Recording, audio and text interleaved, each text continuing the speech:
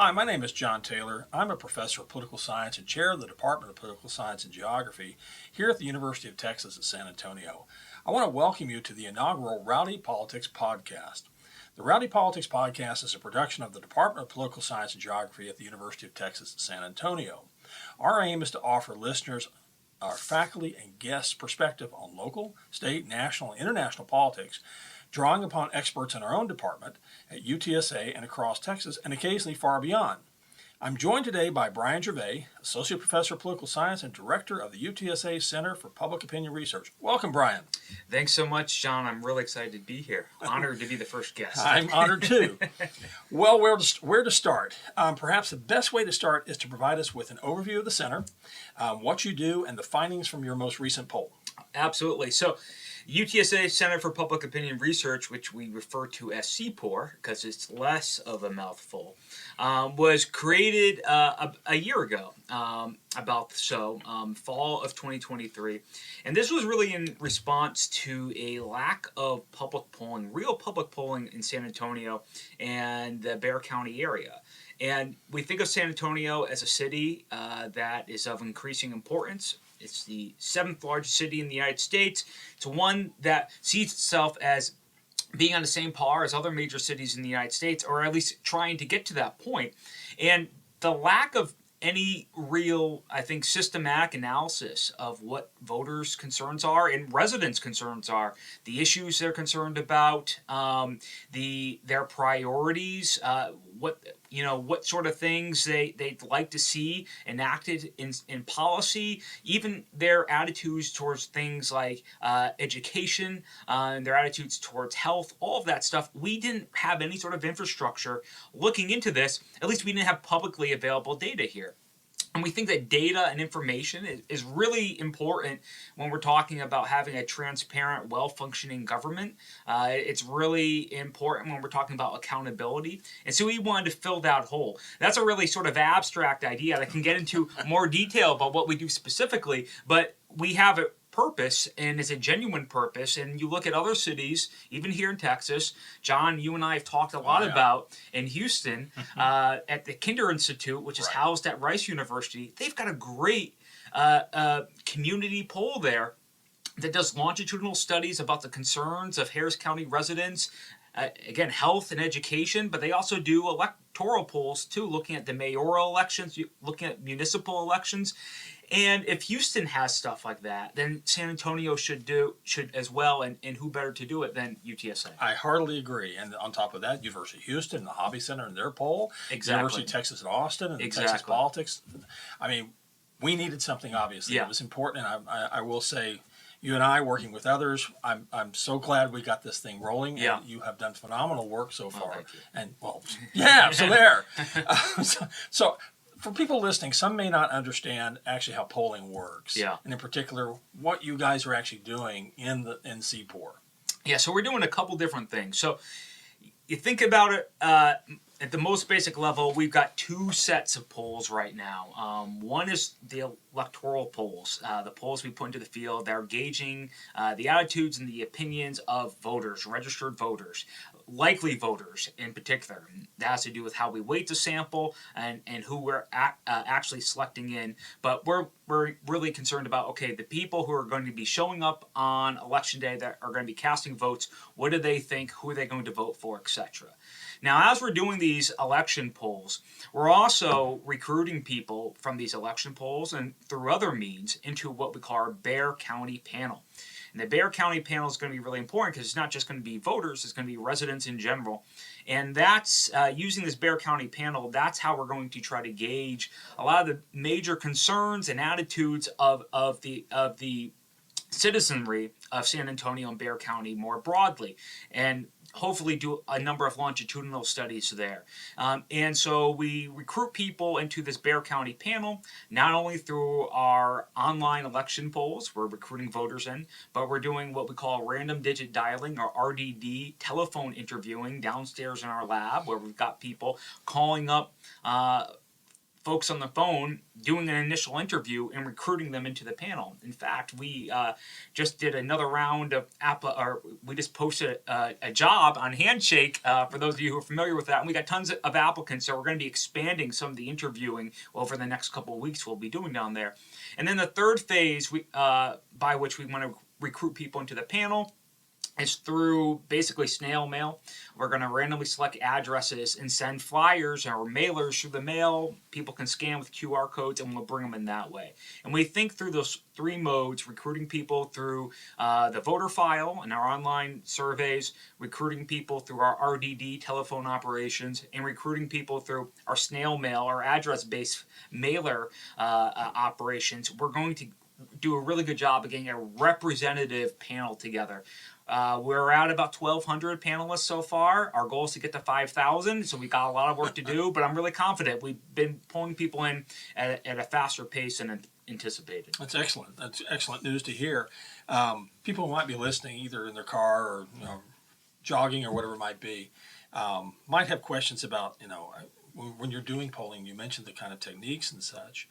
How do you capture certain kinds of people? Yeah. I'm thinking in particular, and I'm now looking at Matthew, our producer and director, who's one of our students. How do you attract Gen Zs who are going to be looking at their cell phone and it comes up with an unknown number or some number they don't recognize, and they don't answer or respond to your survey? Yeah, and that is why it's critical to do different modes. So we have a good deal of information about the people who are actually joining our panel and taking our survey. So we can look at demographics, we can look at census data, we can even do analyses of the voter file we have, and so we get a good sense of who we're missing, right? And right now our panel is mostly made up of lots of people who are voters and frequent voters, right? And that's sort of the point, because that's what we've been working on. Sure. It's a much harder thing, to your point, to pull in people who are less engaged, care less about politics, who aren't registered voters. That is really the trick. But that's why we offer incentives. That's why we pay people Tango gift cards, which if you're familiar with them, they're awesome because we'll pay you $10 and you can redeem it anywhere, any sort of online retailer or anything. Whatever you want to use it for, you can use it, right? That's a pretty good deal. $10 to do a quick poll for us, right? So incentives is one way we do it. We try to encourage people who normally wouldn't do polls to participate in our polls, and then of course doing the multiple modes, right? So we know lots of people might not pick up the phone. Cell phones complicate polling a lot, right? So the golden age of RDD polling, it's over. You think about how many people just think of their cell phone as something really, really personal. They're not going to pick up numbers they don't recognize. They're not going to respond to text messages they don't recognize. And of course, cell phone portability is a big issue because, lots of people live in San Antonio, don't have a 210 area code, and lots of people who have 210 area codes on their cell phones could be living elsewhere. They could be living in Houston, they could be living in Manhattan, they could be living in Los Angeles. We don't know, right? And so RDD is a lot more complicated now, hence the reason we do these multiple modes. That's a fantastic answer. And it's always kind of fascinating because I remember way back as a young political science professor, the American Political Science Association in the 1990s talked about how the advent of caller ID was causing so many problems with polling, and how we've seen the aftermath now. Absolutely. Why we need these mixed methods. And by the way, people listening, if you don't realize by now, Bryan is one of the quantitative people in our department and actually teaches the quantitative sequence, among other things, and also teaches a public opinion class. So he is well equipped to be able to run the center and to be able to do this polling. It's not a compliment; it's an observation and a fact of life here. Now, some would argue, there's controversies because you're not measuring people. I never got a call. I never got an impact. How do you speak to those kind of people who claim that somehow that it's not a real poll because I haven't been contacted? Yeah, the way I explain this to my students is let's say you go out to eat at lunch and you get a soup and you want to decide if you want to eat the whole soup or you like it or not. You don't need to eat the entire bowl or drink the entire bowl, however you eat your soup, right? To know if you like the soup or not, you can sample it, right? So if you take a little spoonful, and as long as that spoonful is representative of the broader bowl of soup, right, then you get a good sense, okay, I like the soup or I don't, right? So I think that's a good way of thinking about it. If we get a sample of the population that's representative of the broader population we're trying to study, then we don't need to interview tons and tons of people, right? Normally, what we aim for, at least in San Antonio for our voter polls, sample sizes between 600 and 700, which gets us to a margin of error of 4.0 or lower, which is usually the industry standard, right? We want margins of error below 4.0. And speaking of industry, I should note, I'd like for you to speak for a second to your transparency and the American Association of Public Opinion Research. I'm very proud of this. So the American Association of Public Opinion Research, which is one of the big public opinion organizations, like APSA, but for public opinion research, they have a transparency initiative where if you meet particular standards about being very open about your methodology, talking about how you produced your samples,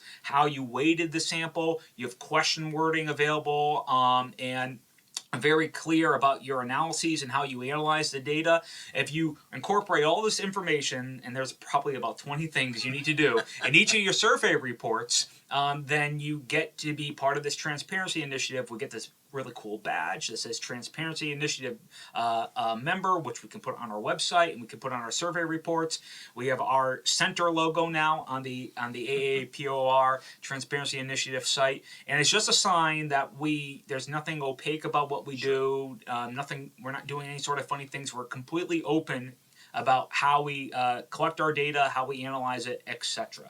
And so I think that's really something I'm very excited about because, we did this only a few polls in, right? And so from the get-go, I think we said this is our standard. We're going to be open and transparent.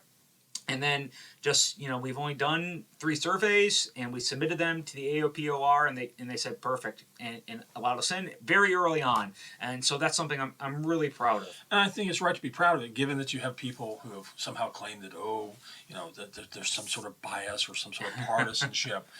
There's no bias or partisanship. First of all, we're academics. Yeah. Okay, people say, well, you're academics. Of course you're going to be biased. Yeah. But not when it comes to this kind of polling. This is not like you're engaging in a push poll. You're basically measuring people's opinions, and in particular in San Antonio and Bexar County, which is why I find it funny that we've had people who have claimed that somehow, that you're not somehow being transparent when you're being completely transparent, because AAPOR is the gold standard, and UTSA is now gold standard. Yeah. Well, some of this is just it's politics, right? And I think we certainly aren't a partisan or political organization, but there's political ramifications of our findings. And so there are folks who are involved in politics, especially local politics, who are, from time to time aren't going to be happy with some of our results. And what are they going to do? They're going to try to undermine them, right? And I think a good way of thinking about this, and I think, John, you and I have talked about this, if there aren't some political consultants or politicians who are upset about our results, then we're probably not doing our job right. Agreed. Probably because not. If you're going to be objective and rigorous and transparent, then there's going to be times when people aren't going to be happy with what they see. I agree. And that doesn't mean we deviate or change.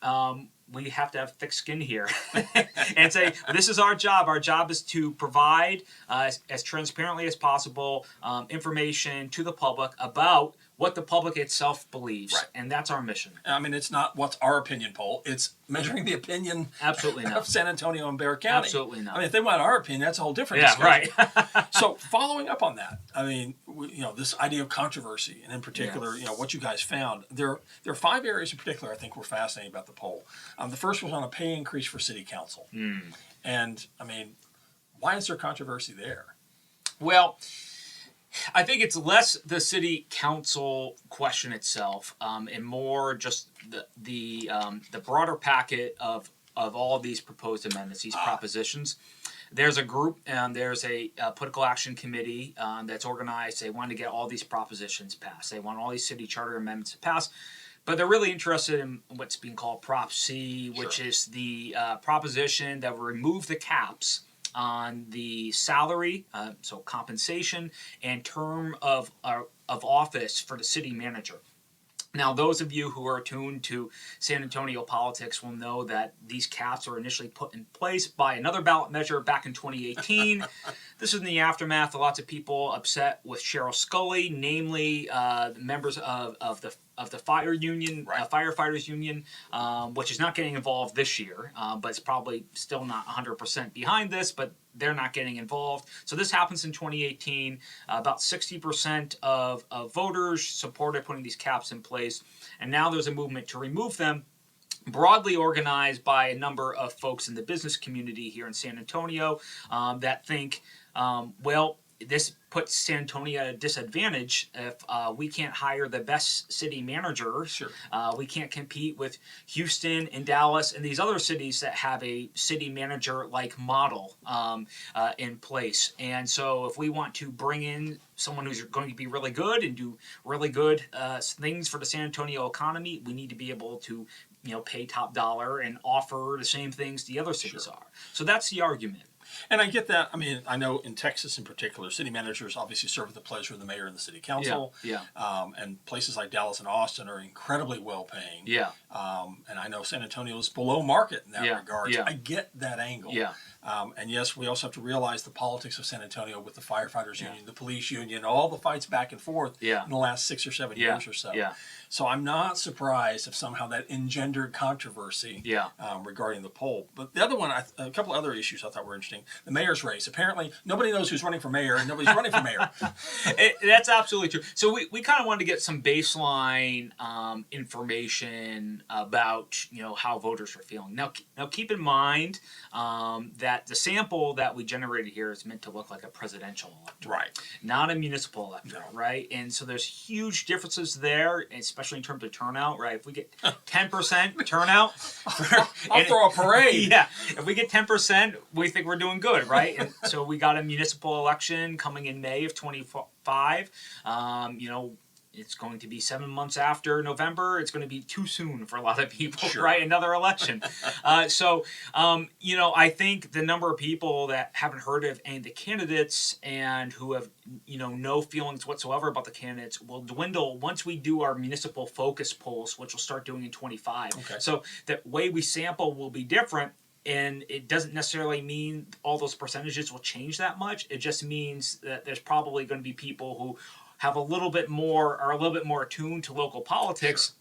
Sure. And lots of the people who have no idea what's going on that are going to vote in the presidential election, they won't even be included in these polls. Of course not. So I expect that will shrink, but that does give you some insight in general when we think about, people who vote in presidential elections, which again is not even all the registered voters, right? No. Most of them aren't paying much attention to local politics or haven't even heard of any of these candidates. And some of these people are pretty big names. Sure. They've been people who have been sitting on the city council for a long time, and make their fair share of headlines. So that I think there's value right there, which is an interesting finding. So most people are unfamiliar with, even people who think of political mainstays. Sure. In San Antonio, and sitting on the San Antonio City Council, they don't have high name recognition.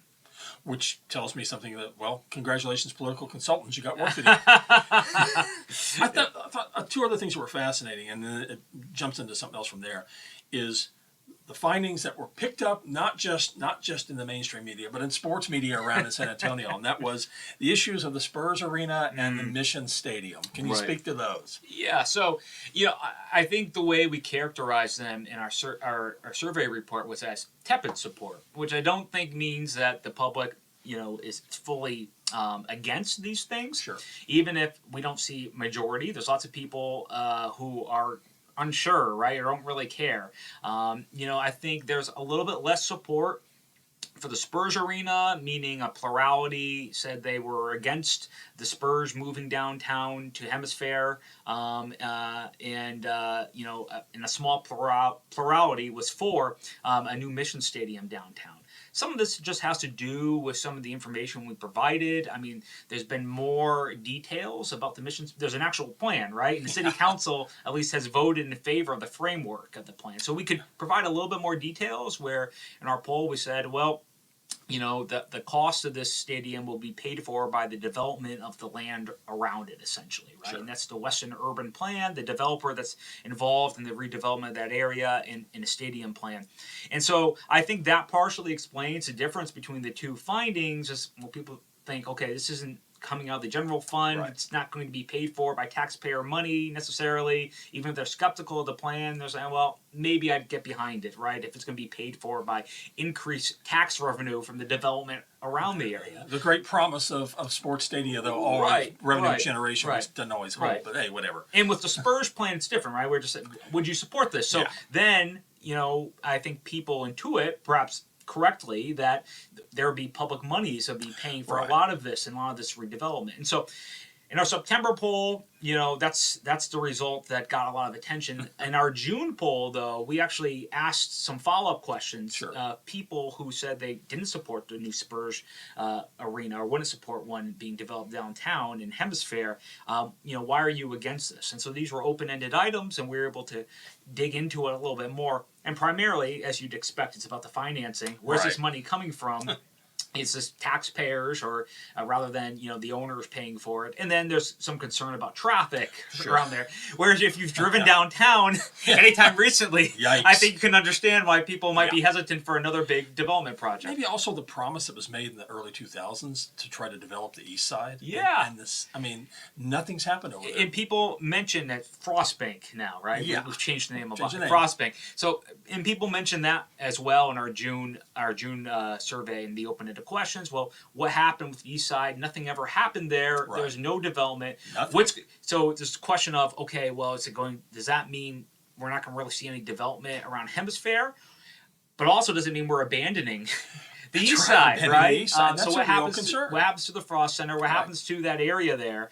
It wasn't too long ago that Bexar County invested tons of money in replacing all the seats and renovating the Frost Center. So, what happens with that? Do they figure out some way to ensure that it's continued to be used in a way? And does that mean we're giving up on redeveloping that area? And that's, I think, a real concern going forward. And that should actually be an issue for one of the future polls regarding the mayor's race and city council, obviously. And same with the missions, because, both the missions and the Spurs, not to be crass here, it's an issue of convenience for people who can afford to go to those particular games.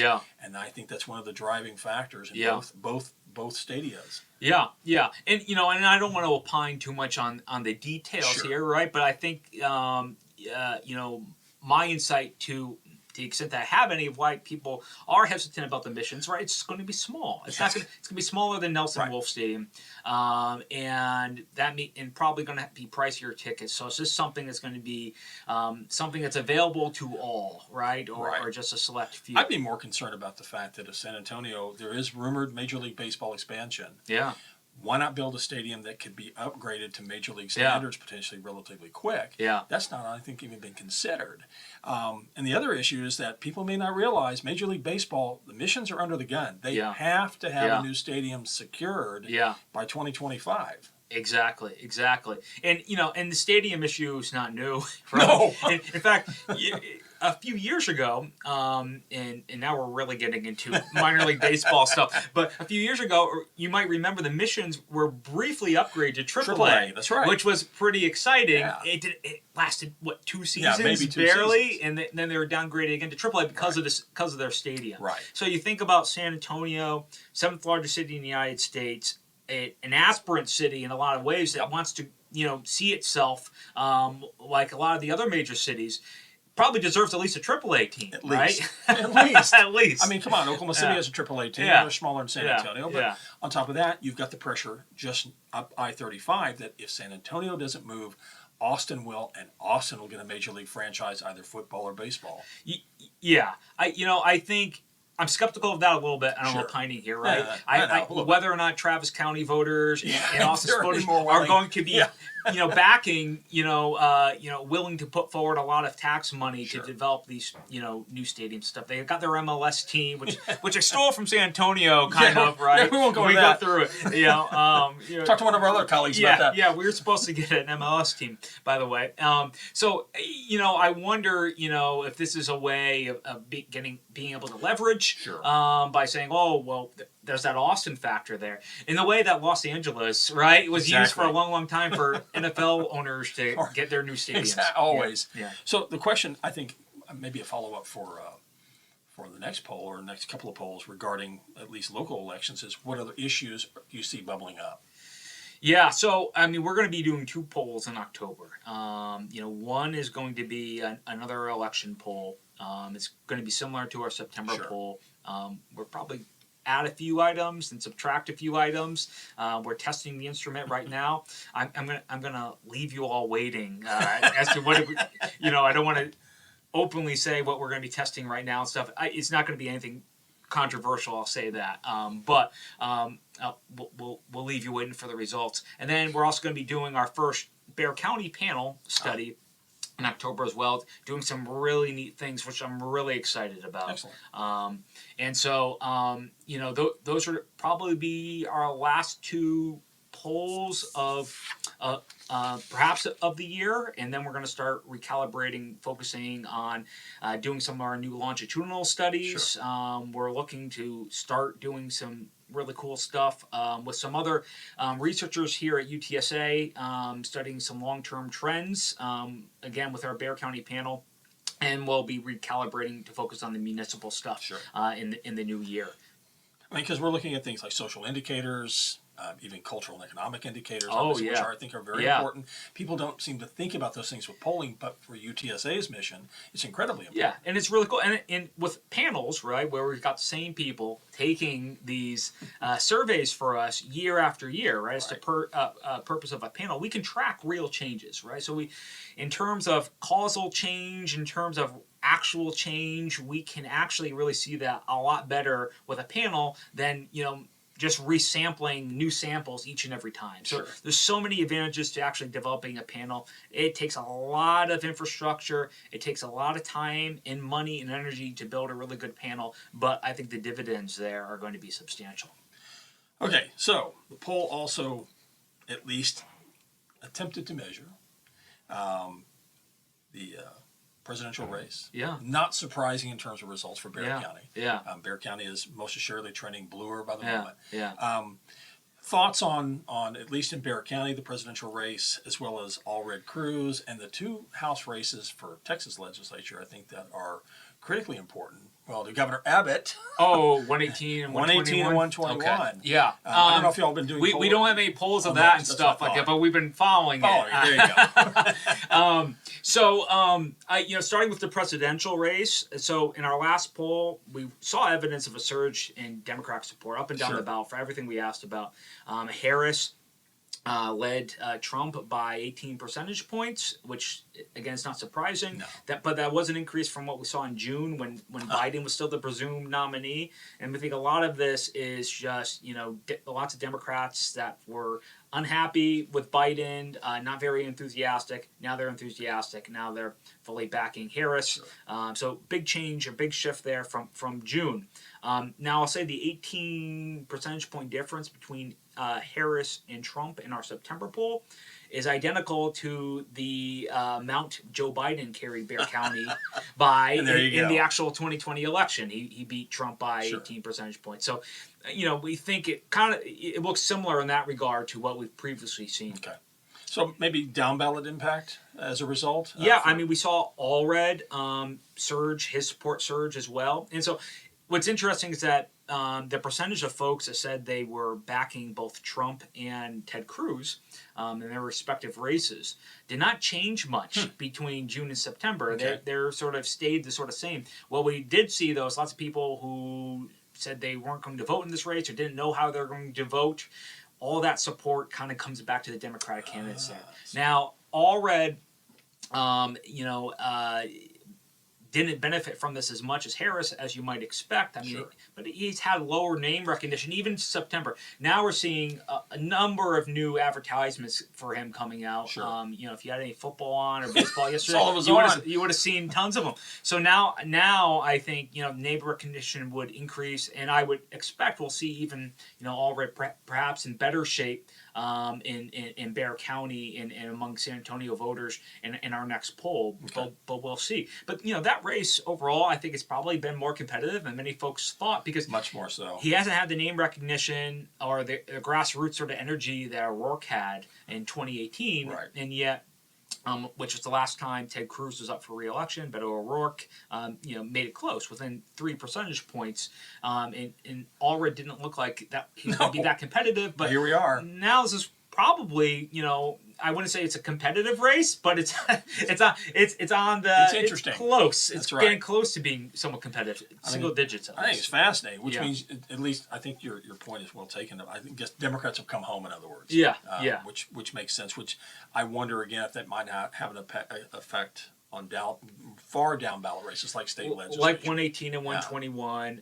Those races are interesting. So you probably saw the Express News. Oh, yeah. They had a great piece on both those, I guess it was a few days ago or over the weekend, and just how much, gerrymandering and redistricting, I should say. That's played so much a role. Redistrict both those districts, and so that they're probably a lot more Republican than they were previously, Right. and so there's advantages there for both incumbents, with Lujan and Allison. I think. Yeah, Allison's gone now, so you got LaHood. LaHood, And so yeah, that's that right, one, yeah. I think especially, 118, I think that's going to be a flip, personally. I think Carranza wins. Yeah.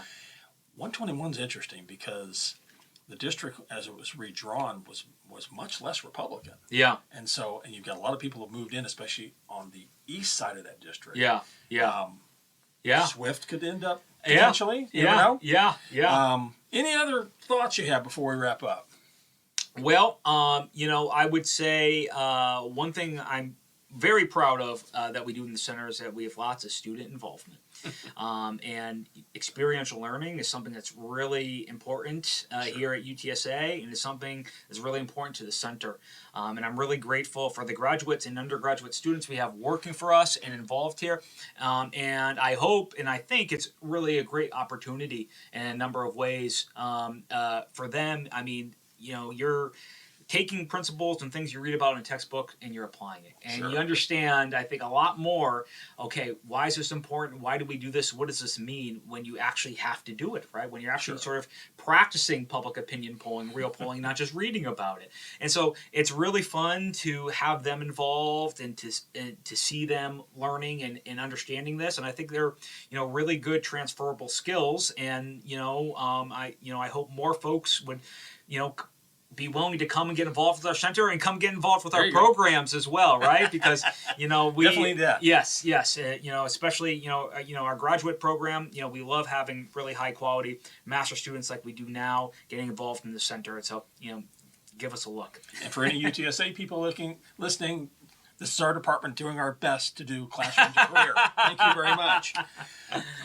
Many thanks, Bryan, for joining the podcast today. It's been a lot of fun, John. It's been fun. You can find both Bryan and the Center at UTSA's website as well as on Twitter, or X. And my thanks as well to our phenomenal producer and director, Matthew Nguyen, for his incredible work on the Rowdy Politics podcast. We couldn't do this without him. We'll see you soon for the next podcast.